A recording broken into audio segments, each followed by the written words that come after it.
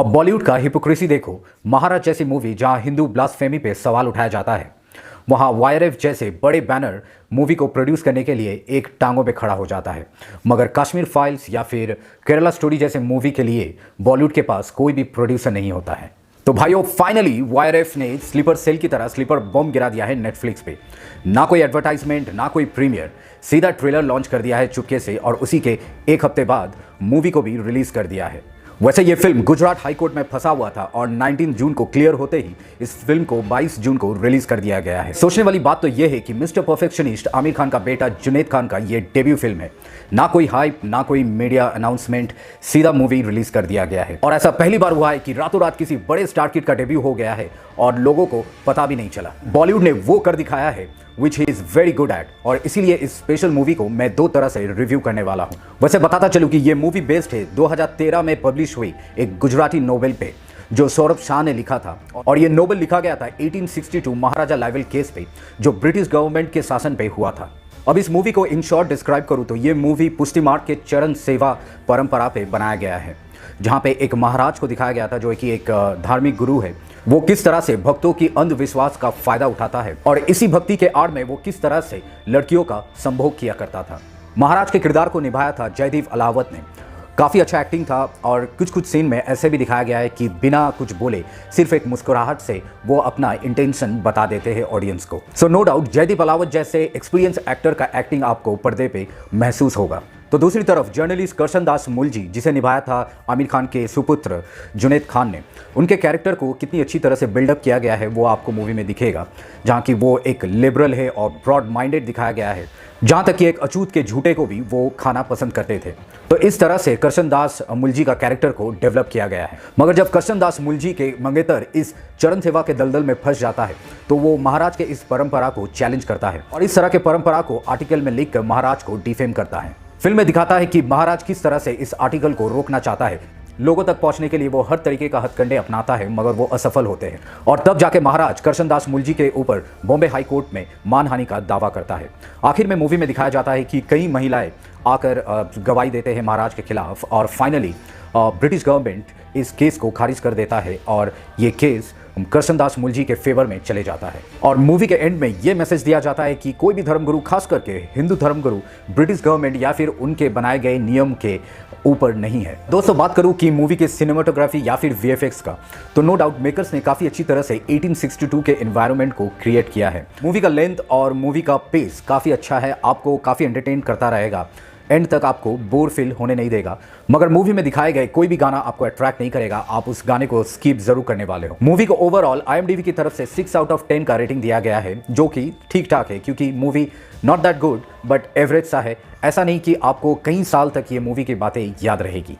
Movie में ऐसे कई सारे हार्ड हिटिंग डायलॉग्स है जहां आपको सनातनी या फिर हिंदुइज्म बिलीफ पे डाउट करने पे फोर्स जरूर करेगा। तो भाइयों, अब मैं बॉलीवुड के इस सो कॉल्ड ट्रू स्टोरी को एक्सपोज करने वाला हूं विथ रेफरेंस। और भाई, आगे बढ़ने से पहले लाल वाला बटन है, उस पे भूकंप लेके आओ या फिर भूचाल, मुझे नहीं पता, बस क्लिक हो जाना चाहिए। अब मैं ऐसा क्यों बोल रहा हूं, इसके कई सारे रीजंस हैं।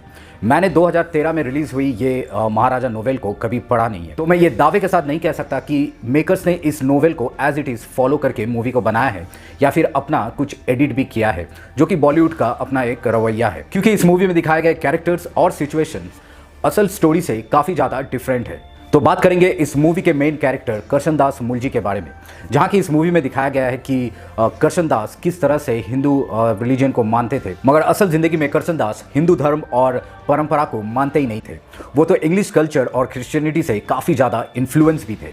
यहाँ तक कि करशन दास अपने हर आर्टिकल में हिंदू परंपराओं के खिलाफ लिखा करता था। तो भाई, यहाँ मेकर्स ने यानी कि बॉलीवुड ने यह दिखा दिया है कि किस तरह से प्रोपेगेंडा सेट किया जाता है। और जैसे कि मैंने कहा है, जिसने इस नोवेल को लिखा है उसका नाम है सौरभ शाह। आप उनके ट्विटर पे चले जाओ, उनके सोशल मीडिया प्लेटफॉर्म पे चले जाओ, आपको पता चल जाएगा कि वो किस आइडियोलॉजी को फॉलो करते हैं। तो वहीं से आपको ये बात पता चल जाएगा कि स्टोरी में कितना सच हो सकता है। अब ऐसा नहीं है कि बॉलीवुड का ये पहला मूवी है या फिर ये पहला प्रोजेक्ट है जहां वो इस तरह का आइडियोलॉजी को सपोर्ट करता है। इससे भी पहले हमने आश्रम जैसी सीरीज़ को देख रखा है, या फिर ओ माई गॉड, या फिर पीके जैसी मूवी को जो आमिर खान खुद थे उसमें भी हमने देख रखा है कि किस तरह से हिंदुइज्म और उनके बिलीफ को हर्ट किया जाता है। सेम से वही कॉन्सेप्ट जो बरसों से चले आ रहा है, जब से बॉलीवुड बना है। खास करके 80s और 90s में 70s में जिस तरह से दिखाया जाता था कि कोई लाला ही करप्ट होगा या फिर कोई पुजारी होगा जो एक बलात्कारी होगा, जहां कोई और धर्म के गुरु को इस तरह से कभी नहीं दिखाया गया है। ये मेरा चैलेंज है, आप एक बॉलीवुड मूवी निकाल के दिखा दो जहां पे इस तरह का कोई और धर्म के गुरु को इस तरह से मॉलेस्टर या फिर एक क्राइम करते हुए दिखाया जाता है। हर मूवी में आपको हिंदू समाज के राजपूत हो या फिर पुजारी हो, इस तरह का मॉलेस्टर या फिर करप्ट लोग हिंदू धर्म में ही आपको दिखाया गया है। अब इस फिल्म में दोबारा मेकर्स ने पुष्टि मार्ग के चरण सेवा जैसे परंपरा को भी कटघरे में खड़ा कर दिया है। ऐसा नहीं कि चरण सेवा उस वक्त होता था, अब नहीं होता है, अब भी कई सारे होते हैं। आप गूगल कर लो, यूट्यूब कर लो, आप देखो चरण सेवा कैसे होता है। मैं मानता हूँ कि उस वक्त कुछ ऐसे धर्मगुरु थे, गिने चुने थे, जो भक्तों के अंधविश्वास का फ़ायदा उठाते थे और उसे सज़ा भी मिला है आगे जाके। मगर इसका मतलब ये नहीं कि आप पूरे एक धर्म को, एक कम्युनिटी को इतना नीचा गिरा दो और उनके बिलीफ पे सवाल उठा दो। मूवी के शुरुआत में ही करसन दास जब छोटे थे, वो एक पुजारी से सवाल करते हैं कि हम आग में चावल क्यों देते हैं, मगर पुजारी कोई भी जवाब नहीं दे पाता है। ऐसा ये मूवी में दिखाया गया है। यही सवाल आप किसी भी अच्छे पुजारी के पास चले जाओ, आप किसी पंडित के पास चले जाओ, आप पूछो, वो आपको ये जवाब ज़रूर देगा। और ये तो मुझे भी पता है कि rice is the purest form of Indian civilisation, और सनातनी बिलीव दैट राइस एक अच्छा फॉर्म है, एक प्योरेस्ट फॉर्म है जो हम भगवान को चढ़ा सकते हैं। और भी कई सारे साइंटिफिक रीज़न है चावल को भगवान को चढ़ावा देने का या फिर हवन के आग में देने के लिए। मूवी में करसन दास ये कहता है कि भगवान से नाता हमारा सीधा है, जो सवाल ना कर सके वो भक्त अधूरा है, और जो जवाब ना दे सके वो धर्म अधूरा है। तो भाई ये बात सच है कि भगवान से हमारा सीधा नाता है, मगर उस भगवान के और सही मार्ग दिखाने के लिए हमें एक गुरु की ज़रूरत होती है, और तभी जाके हम उस सही रास्ते पे चल सकते हैं जहाँ पे हमें भगवान मिलते हैं। दोस्तों प्रॉब्लम ये है कि हमारे देश में या फिर हमारे सनातनी कम्युनिटी में ही हम ज़्यादा जानते नहीं हैं, हम जानने की कोशिश भी नहीं करते। कई सारे वेदास है, हज़ारों साल पहले लिखे गए थे।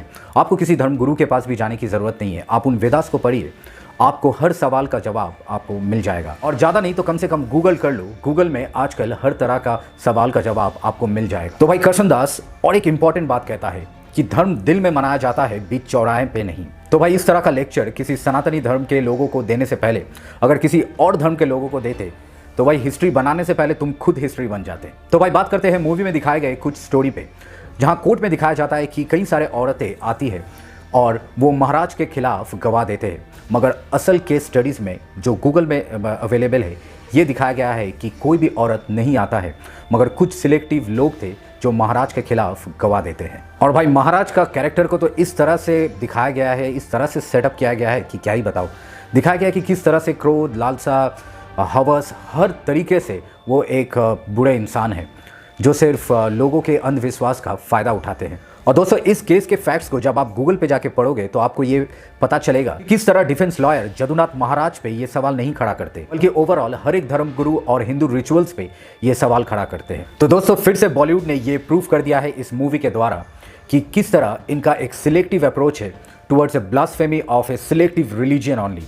ये और किसी मजहब को और या फिर और किसी मजहब के अंधविश्वासी या फिर ब्लास्फेमी में बात नहीं कर सकते। इनका हमेशा से इजी टारगेट रहा है हिंदू रिलीजन, क्योंकि वो पलट के जवाब नहीं देते। मगर यही हरकत अगर वो किसी और रिलीजन के साथ करता है तो बॉलीवुड को उसका कॉन्सिक्वेंस अच्छी तरह से पता है।